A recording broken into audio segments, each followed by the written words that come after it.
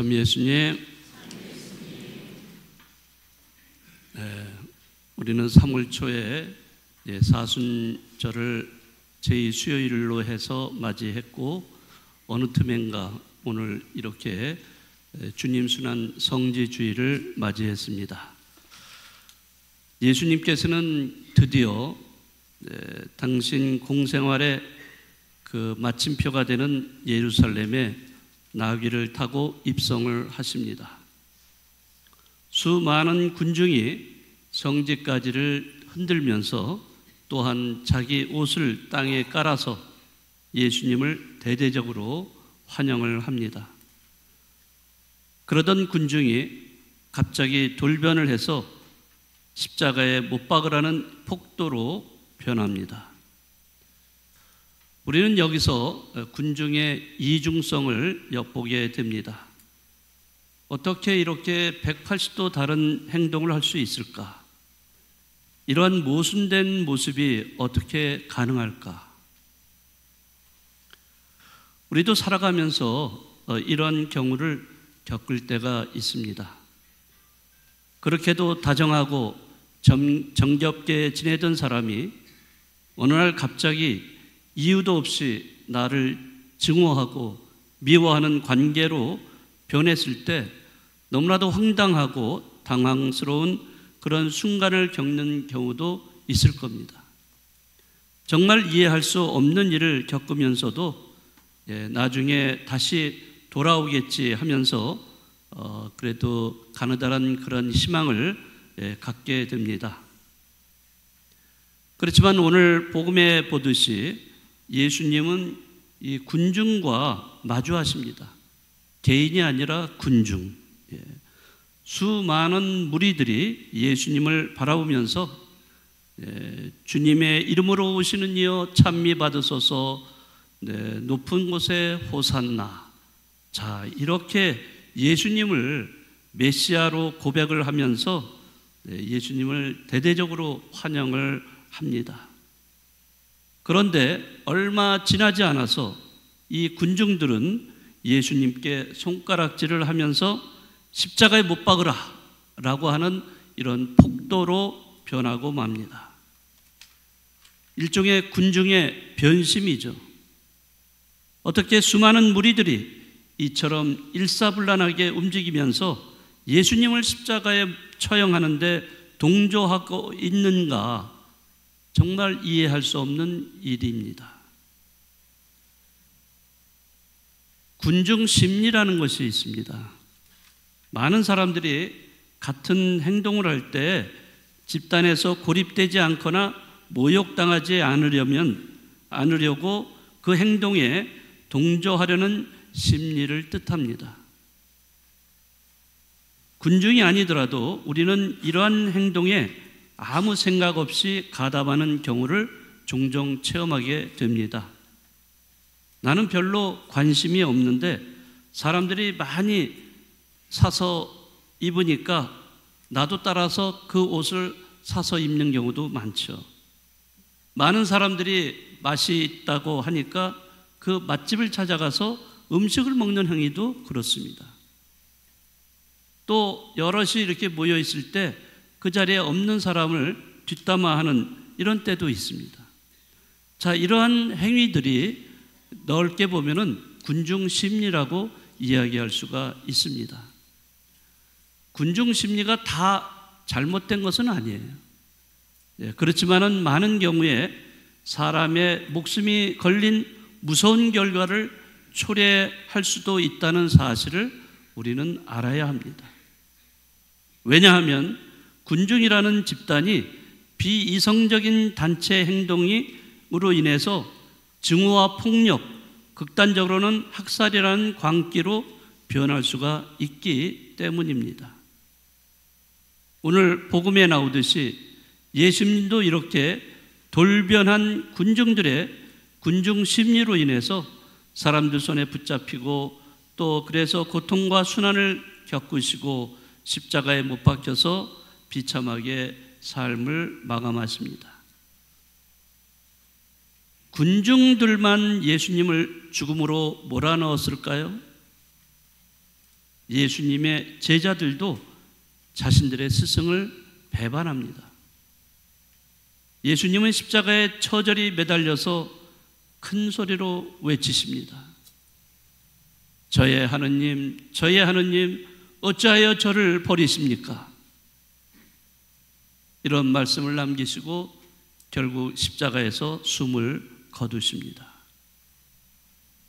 하느님의 아드님이신 예수님이 왜 엄청난 고난과 고통을 받으시고 이렇게 비참하게 십자가에 못 박혀 피를 흘리시면서 돌아가셔야 했을까요? 그것은 바로 대속의 의미를 모르고서는 이해할 수 없는 것입니다. 대속이라는 것, 그것은 대신 죄를 속죄한다는 의미입니다. 누구의 죄를 대신 속죄해 주신 예수님이십니까? 네, 바로 죄로 오염된 우리 인간들을 구원해 주시기 위해서 당신 스스로 하느님의 어린 양이 되주신 겁니다. 그 어린 양으로서 십자가에 희생을 하신 겁니다. 어린 양은 갑자기 튀어나온 단어가 아닙니다. 이미 구약에 예고가 되어 있었던 겁니다.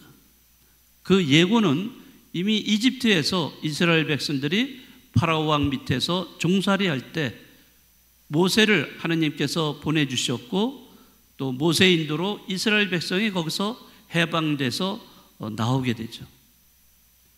자, 해방돼서 나올 때 마지막 그 재앙이 뭐였어요? 10가지 재앙 중에 마지막 재앙이 맏아들을 죽이는 거였어요. 자, 그럴 때 모세에게 자, 양을 잡아서 그 피를 문설주에 발라라. 그러면 문설주에 발린 그런 그 어린 양의 피가 발린 그 집은 죽음의 힘이 지나갈 것이다 라고 말씀을 해주셨죠. 그래서 그날 전날 밤 이스라엘 사람들은 어린 양을 잡아서 그 피로 문설주를 바르죠.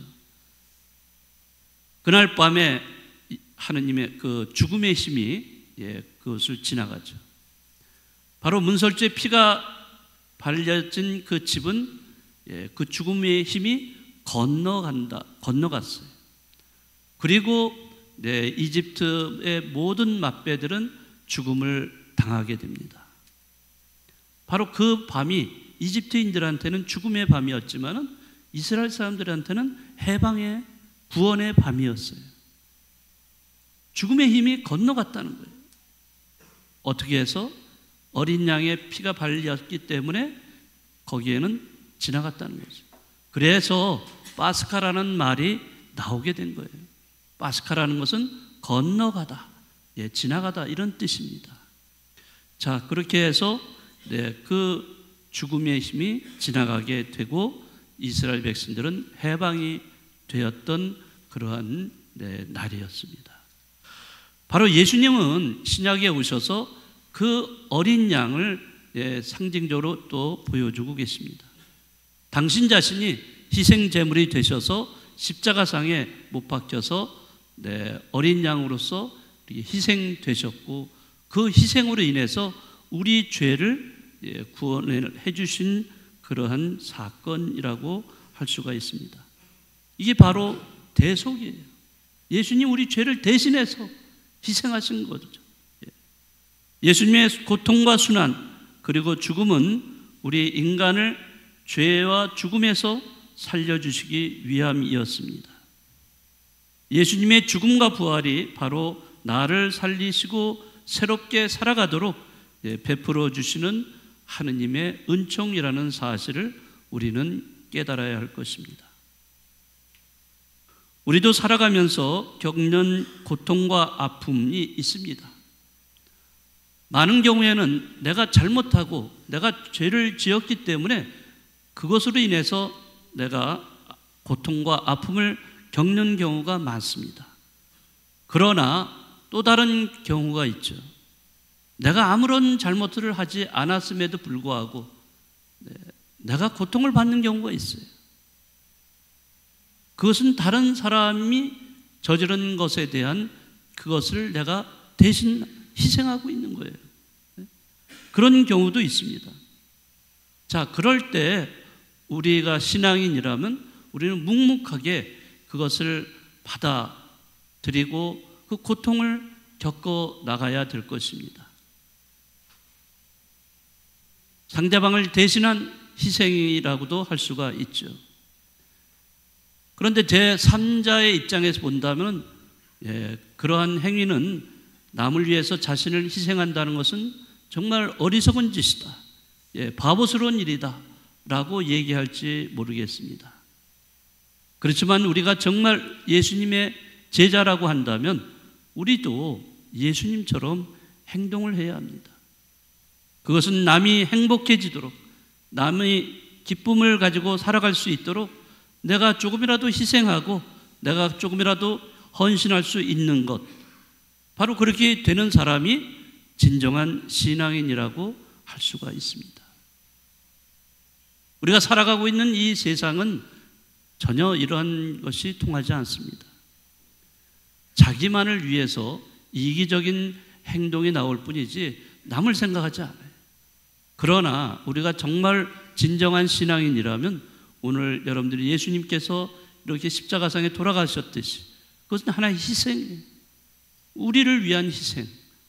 따라서 우리가 예수님을 믿는 사람이라면 우리도 다른 사람을 위해서, 옆에 있는 사람 또는 다른 사람을 위해서 내 희생을 통해서 그들이 더 기쁘게 행복하게 살아갈 수 있도록 하는 그런 행동을 말합니다. 오늘 예수님의 순환 성지주의를 보내면서 곧이어 따라올 성삼일 그리고 주님 부활 대축일을 맞이하게 될 것입니다. 우리는 진정으로 오늘 이 주일을 보내면서 주위에 있는 사람들을 위해서 내가 조금이라도 희생할 줄 아는, 그래서 자기의 십자가를 끝까지 지고 갈 수 있는 그러한 여러분들이 되시면 좋겠습니다.